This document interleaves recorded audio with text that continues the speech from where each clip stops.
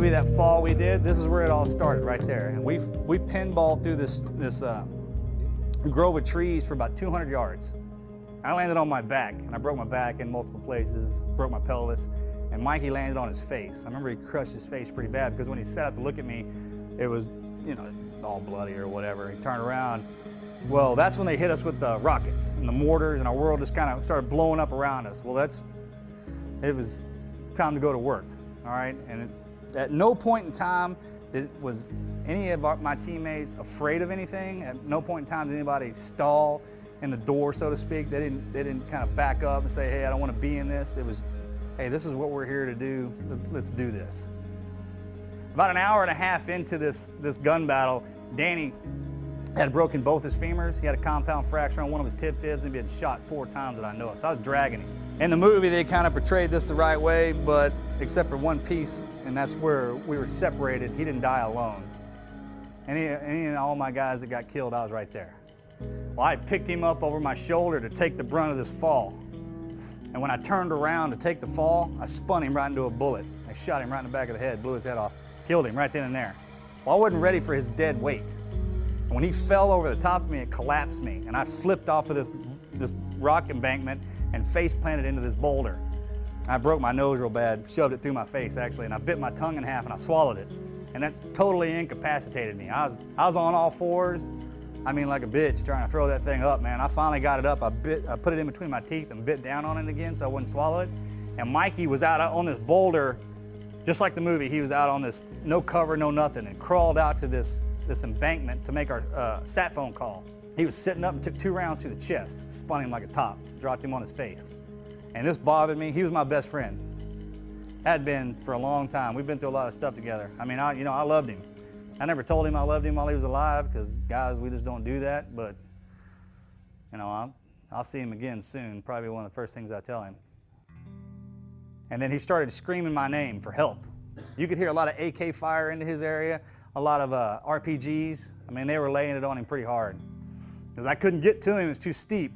And he had that sat phone up next to his ear, and he got shot right between the shoulder blades, dropped him right on his face.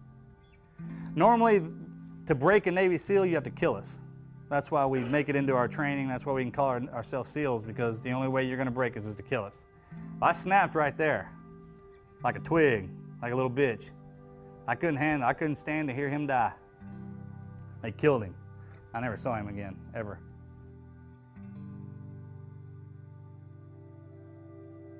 I caught up with Axe. He was a couple of 100 yards below me, and an RPG hit behind him, separated us, blew him one way, blew me another. I never saw him again for the rest of my life.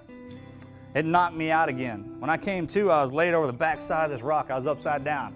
My pants, med gear, kit, GPS, compass, all that stuff was gone. I had a harness on, had 1 magazine with 11 rounds in it. I went out there with 13 magazines of 30 rounds. I rolled over.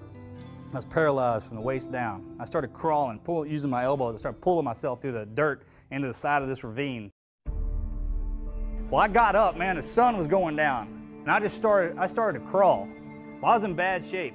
I was dying. I didn't know what to do. And I was laying in this tree, looking at the moon, and feeling sorry for myself. And I must have laid there, and I was thinking, my brother's a Navy SEAL too. I got a twin brother, he's a Navy SEAL. And I was thinking about him a lot and my teammates and everything that all the training that I'd been through. And I lay there, I was like, you're being a bitch, get up, let's go. That's exactly what I said.